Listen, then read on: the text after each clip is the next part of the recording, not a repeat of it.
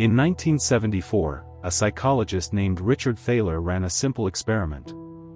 He gave two groups of people the exact same amount of money. One group received it as cash. The other, as a credit card limit. 3 months later, the credit card group had spent 47% more. Same money. Same people. Completely different behavior. And here's the crazy part. None of them knew why. What's up, guys? Welcome back.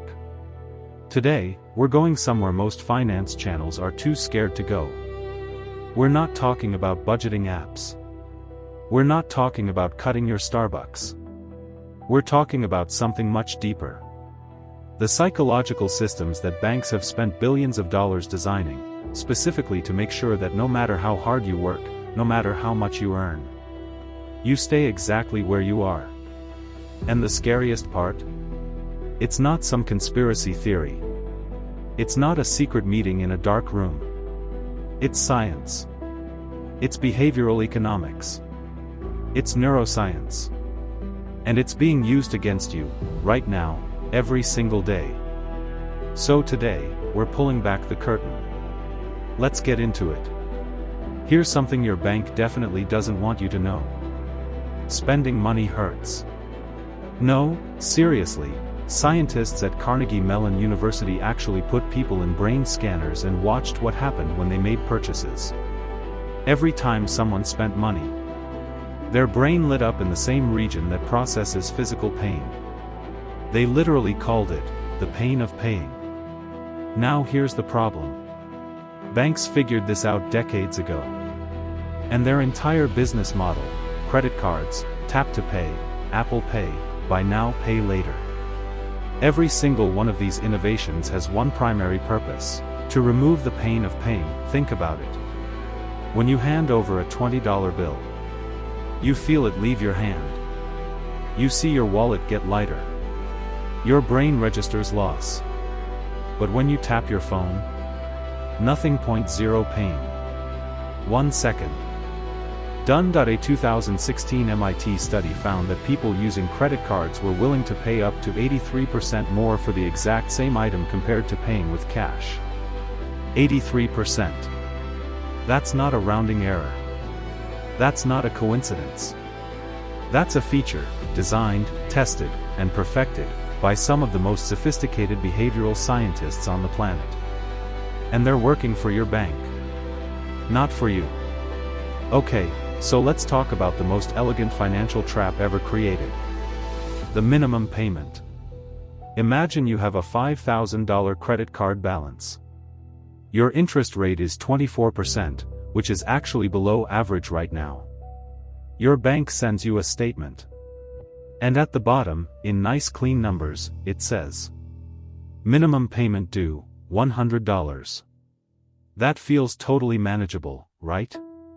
$100. Easy. But here's what they don't put in big bold letters. If you only pay that minimum, it will take you 27 years to pay off that $5,000. And you will pay $12,000 in interest alone. On a $5,000 balance. You will have paid back $17,000 for something that cost $5,000. Now here's the psychology behind why this works so brilliantly. It's called anchoring. The moment your brain sees that minimum payment number, $100, it anchors to it. Your brain doesn't think, how much should I pay? It thinks, well, $100 seems like the answer they're giving me. Psychologist Dan Ariely proved this in a landmark study. When minimum payments were listed on statements, people paid significantly less than when no minimum was shown at all. The number designed to help you was actually a psychological anchor keeping you in debt. Alright. Now let's talk about rewards. Because I know what some of you are thinking. But Nick, I use my credit card for the points. I'm smart. I'm winning. And look, I hear you. I really do. But let me show you what's actually happening inside your brain when you see those points rack up. Banks hire what are called reward architects. These are psychologists whose entire job is to design dopamine loops.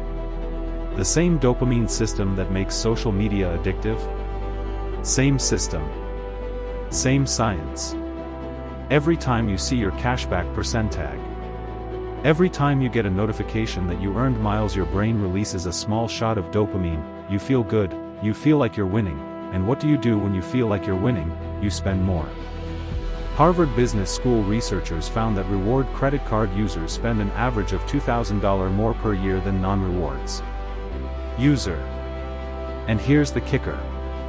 The average American earns about $167 in cashback annually. So for every dollar you earn in rewards, you're spending $12 more than you otherwise would have. The house always wins. The rewards aren't the prize. You are the prize. Now let's talk about the one that genuinely makes me angry. Overdraft fees. Banks collected $7.7 billion in overdraft fees in 2023 alone. And here's who pays them. Not wealthy people, not people with six-figure savings. Studies consistently show that 9% of bank customers, the lowest income customers, pay 80% of all overdraft fees. The people who can least afford the fees are paying almost all of them. And this isn't an accident. Banks actually fought regulators for years to keep the ability to reorder transactions, processing your biggest purchases first, so that smaller ones are more likely to trigger overdrafts. They literally restructured the order of math to create more fees. This is what behavioral economists call a poverty trap. The less money you have, the more you pay for basic banking services. The more you pay for basic banking services, the less money you have. It's a loop. And it's designed to be one. Okay. I know this has been a lot. And I didn't come here to just make you feel bad. Because here's the thing. The moment you see the trick stops working. Your brain's pain of paying system. Use it. Pay with cash for discretionary spending. Studies show you'll naturally spend 15 to 20% less. The minimum payment anchor? Delete it from your brain. Your goal is always to pay the statement balance. The full amount. Every month. The rewards dopamine loop? Now that you know it exists, check yourself. Ask, am I spending this because I need it, or because my brain wants the hit? And the overdraft trap? Switch to a bank or credit union with no overdraft fees. They exist. Ally Bank, Chime, many local credit unions. No overdraft fees, period. The banks spent billions learning how your brain works. The countermove is simple. Spend 5 minutes learning it yourself. That's genuinely it. Knowledge is the only asymmetry you have against a billion-dollar industry. And the fact that you're sitting here, watching this, asking these questions, you're already ahead of 90% of people. Here's what I want you to walk away with today. Banks are not evil. They're not cartoonish villains twirling mustaches. They're businesses. Highly sophisticated, psychologically optimized businesses. Whose profit depends entirely on how long they can keep you reacting to money instead of thinking about it. The moment you switch from reacting to thinking, everything changes.